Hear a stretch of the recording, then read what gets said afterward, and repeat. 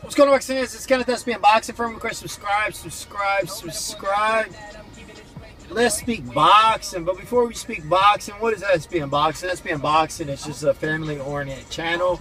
You got myself, you got Angel Chino Sanchez, you got George the Boxing Genius, you got Clyde, the Godfather, you got just Steven Suave Tate, a lot of friends and family. Just a bunch of us. We all get together. We cover all major boxing events, post-fight, pre-fight, predictions. Right now, I'm stuck in traffic right now in Miami, as you can see. It's pretty wild. It's pretty crazy. So I just thought I'd create a video really quick. But with us being boxing, go ahead and subscribe. You know, it's a big family-oriented channel, and we're big boxing fans, big boxing fanatics, and we have a lot to speak about, a lot of knowledge when it comes to boxing itself. But what do I want to talk about? We're going to talk about Floyd Mayweather Jr. I know, you know, after the Adrian Broner fight, a lot of people were just asking him, trying to get some insight on who's going to be the next one to cash out on the Floyd Mayweather Jr. Sweepstakes, which really doesn't make sense because it's a little premature. You know, everything's about business, everything's about numbers, everything's about politics, and, you know, he's steering, you know, he's making his exit plan when it comes to promotions and then when it comes to his boxing career. You know, Money Mayweather, you know, lives his name, and he lives up to his name. That's exactly what he does. He makes money. You know, a lot of people, a lot of boxers don't live up to their alias name, you know, their name, you know, Showtime Porter or the Punisher or whatever. They don't punish nobody. But you know what I'm talking about. He makes money. You know, it's just not a boxing name, not an alias name. That's not what he AKA or anything like that. That's exactly what he's all about. That's what motivates him, money. You know, obviously he can sit there and talk about the fans, whatever. Look, man, if it was for the fans, you would have gave the Pacquiao fight a long time ago. But Floyd Mayweather Jr., hate him or love him, you got to respect him. Why? Because the man is in business. That's his career. That's his professional career. That's what he does for his, you know, to survive and provide for his kids and for his family, and that's box and make the most money possible.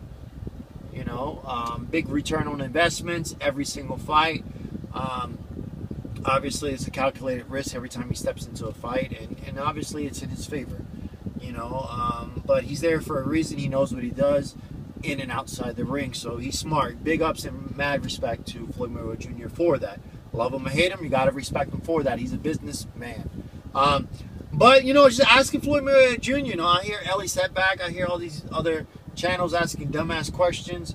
Like Floyd Mayweather Jr. is going to go ahead and tell you, you know. In the interview, he basically said, you know, after the Broner fight, he said, you know what, I'm going to fight Kareem Mayfield. He told Raphael from ESPN, you know, I'm going to pick Kareem Mayfield or probably Andre Berto.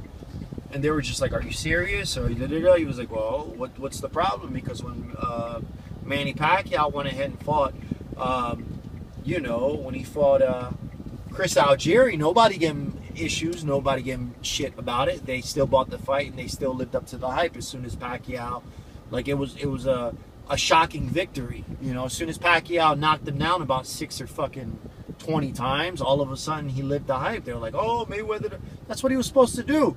But it was okay for Manny Pacquiao to do it.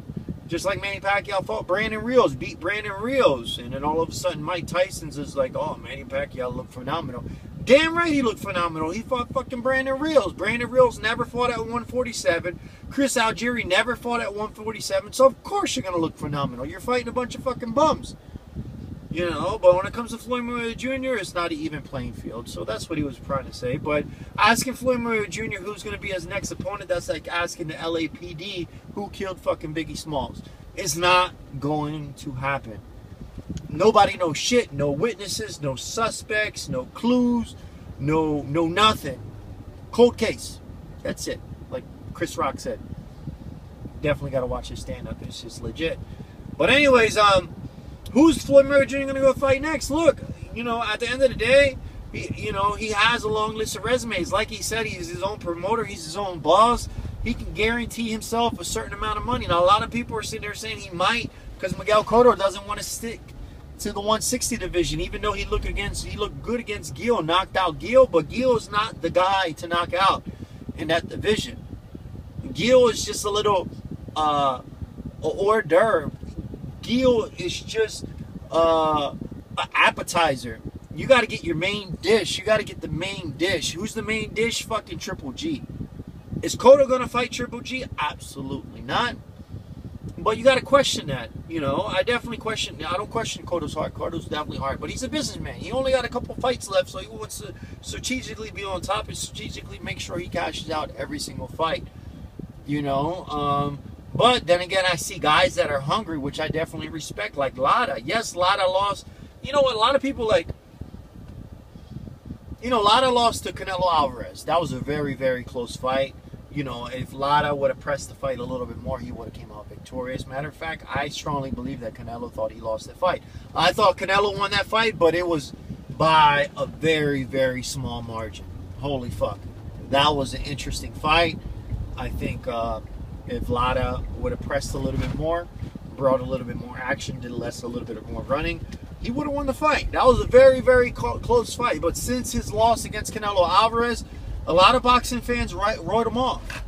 So when he's calling out Mayweather, when he's calling out Triple G, when he's calling out Miguel Cotto, everybody's just living the hype. They're saying, like, there's no fucking way that Erislandy Lara is going to beat Mayweather. Are you fucking kidding me? And Mayweather doesn't want to talk about Erislandy Lara. If Mayweather was to fight Erislandy Lara, I would literally, I would bet the channel, you know. If Mayweather was to fight Erislandy Lara, he's going to lose. He's going to lose the fight. I'm saying stylistically, Erislandy Lara is a great fighter. You know, he came out victorious. He did beat, what the fuck's his name is, that Dominican guy that Cotto knocked out. Damn, I can't remember his name. But, so that's how you know that shit is live. That I'm just going freestyling all this stuff. I don't know. I can't. Delvin Rodriguez. There you go. Delvin Rodriguez. And by the way, the reason I create all these videos and stuff like that, especially when I'm driving, that's the only time I have to create these videos, because look, it's actually bumper to bumper right now in Miami Beach.